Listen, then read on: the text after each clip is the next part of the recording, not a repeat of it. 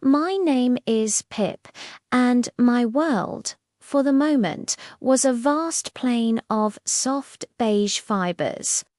From my low vantage point, everything was a landmark.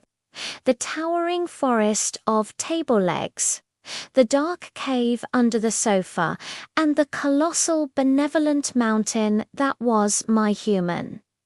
This mountain, which I later learned was called Mount Jean, was the center of my universe.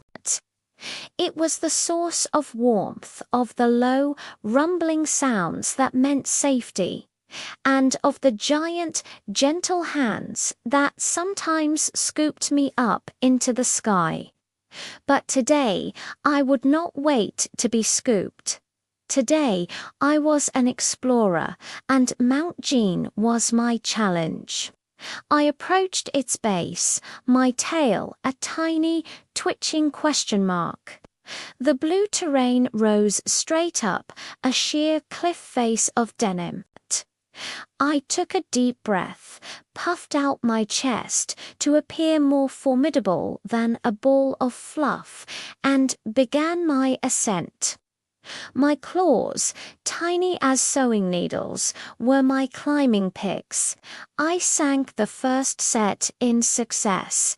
I had a foothold. I pulled myself up, my back legs scrambling for purchase. The climb was harder than it looked. The fabric shifted with every move. "Mew!" I cried, a squeak of pure effort. This was not a plea for help. You must understand, it was a war cry. I was announcing my valiant struggle to the world, one paw, then the other. I could feel the gentle, steady presence of the mountain, unmoving, allowing my quest. It knew, I think, that this was something I had to do for myself. I slipped a little, my tiny body swinging for a moment, and let out another, more urgent movement. I dug my claws in deeper, my whole body trembling with determination. I was a fearless adventurer, scaling Everest, a brave knight storming the castle walls. The world below the vast beige carpet shrank with every inch I gained. This was true courage. With one final heroic heave, I pulled myself over the great, rounded Summertha place the human called a knee. I stood there, wobbly but victorious, a tiny king on his hard-won throne.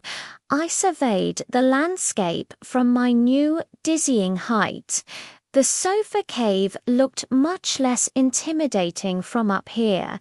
Then the mountain rumbled with a soft chuckle.